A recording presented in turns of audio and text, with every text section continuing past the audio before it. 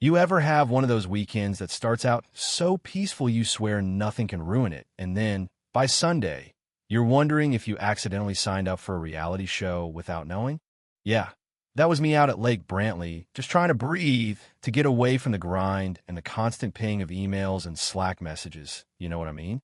My grandfather built that cabin himself back in the 60s. Every board, every nail, it was the kind of place where the rocking chair still creaked the way it did when I was a boy. The walls smelled like cedar and old memories, and his fishing pole still leans right there against the porch rail like he just set it down. That cabin isn't just a getaway, it's history. It's a promise I keep every time I drive up that gravel road and look out over the water, watching the afternoon light flicker on the lake. I'd barely settled in, shoes kicked off, water glass sweating in my hand, letting that rare silence wrap around me when there was a knock at the door, sharp, impatient, not the kind of tap a friend uses. I open up, and there's this woman, hair perfect, smile tight, clipboard clutched to her chest like it's a police badge. "Mr. Dunmore," she asks, already knowing, and I just nod. She says her name's Constance Fairchild, president of the Lake Brantley HOA, and the way she says president, you'd think she'd been elected queen. She doesn't waste time, tells me I'm lucky to be here this weekend because she's got guests coming and I need to unlock the cabin for them. I just stand there, halfway thinking I'm the one not hearing right. "You mean my cabin?" I ask. She acts like I've missed the point, says it's part of the community everyone shares, and she's got friends arriving from Florida who'll be staying here tonight.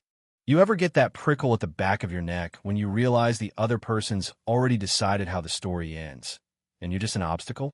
I tell her as calm as I can that this is private property, family-owned, never part of the HOA. Her smile hardens, says that's not how things work around here, and she'll talk to me again in a few minutes. And she's gone, heels crunching down the gravel, leaving me standing there with my heart thumping. But I can feel it, this is just the opening act. She's back soon enough, this time with two guys in tow, both of them acting like they're just admiring the view, but you can tell they're back up. Constance starts in about boundary lines and community agreements, how everyone's supposed to cooperate, how I don't want to be the one standing apart.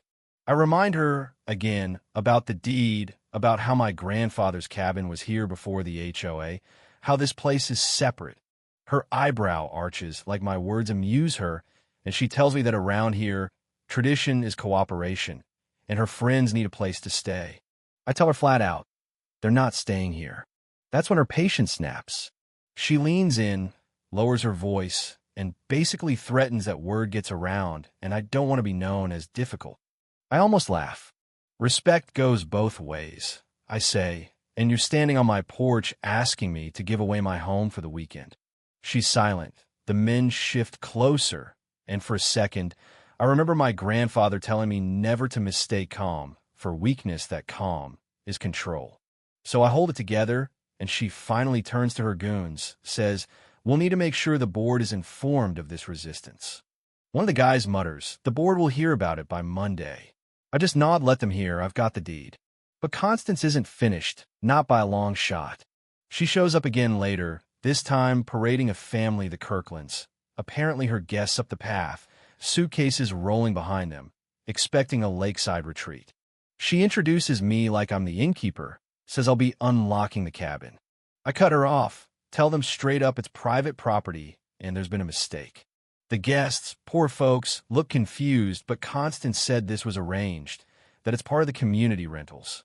I explain as gently as I can, and the daughter tugs at her mom, wanting to just get a hotel. Constance bristles, tries to shame me in front of everyone, calls it hospitality, says I'm making a scene. I tell her I'm not the one lying to neighbors. She is. Now things are getting tense. More neighbors are gathering, some with their phones out recording, of course, because who wouldn't want to catch HOA drama on camera? One neighbor, Gerald, calls out, asks me to explain myself. I walk down and tell the whole crowd this cabin has never been part of the HOA. My family built it, and I won't hand over the keys just because someone with a clipboard says so. Constance is fuming, claims I'm defensive and hiding behind technicalities. What you call technicalities, I call rights, I say. Would you hand your keys over if a stranger knocked? The crowd starts to shift, some looking uneasy, a few nodding. Patricia, a neighbor I barely know, holds up her phone and says, "The community deserves to see both sides." Constance snaps at her to stop filming. Patricia just shrugs, "Not anymore. You made it public." There's this twist, though. Right then, not just neighbors, but people from other communities who've seen the videos online are showing up, phones in hand, wanting to see the spectacle. Constance doubles down, tries to rally the crowd, but the more she pushes, the more the story slips out of her hands. I stay calm, keep explaining, and even the guests she brought start to realize they've been duped. Finally, Gerald tries to be the peacemaker, suggesting I let her guests stay one night, just to end it.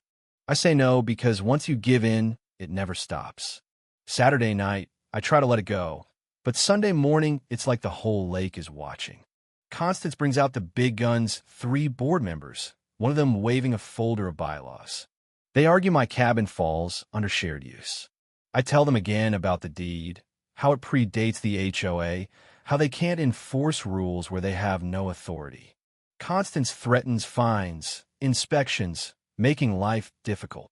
Patricia's still filming, and you can hear the neighbors murmuring, "Did she just threaten him on camera?" The younger couple, who'd been undecided, stepped toward me, saying maybe she's wrong, maybe it's time to let this go.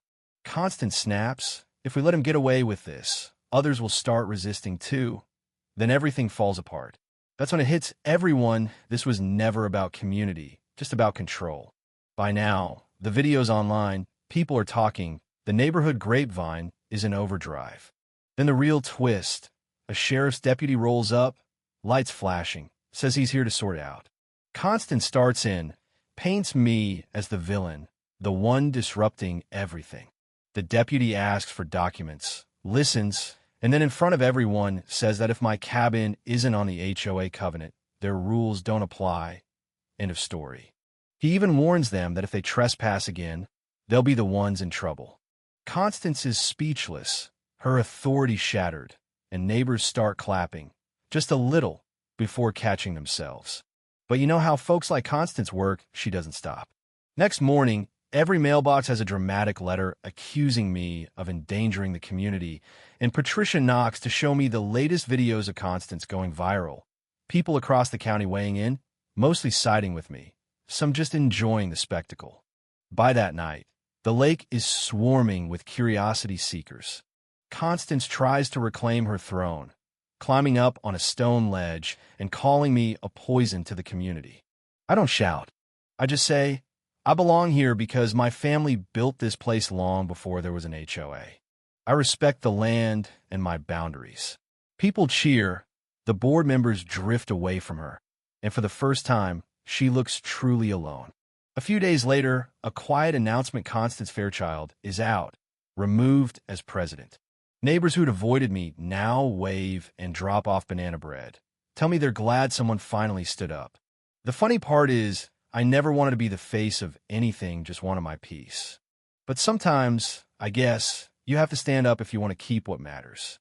Sitting there on the porch, rocking in that old chair, I realized the lesson my grandfather lived by is still true respect is about boundaries, not power. Cross them without consent, and you've already lost. That fight probably won't be the last someone else might try someday, but I know now I won't waver. I'll stand firm, and maybe someone else will find the nerve to do the same. And I'm not saying I'm a hero, but I'm saying it felt damn good to watch the sun set over the lake knowing I'd kept my promise to my family and to myself. So, what do you think? Was I right to stand my ground? Or should I have played along for the so-called greater good?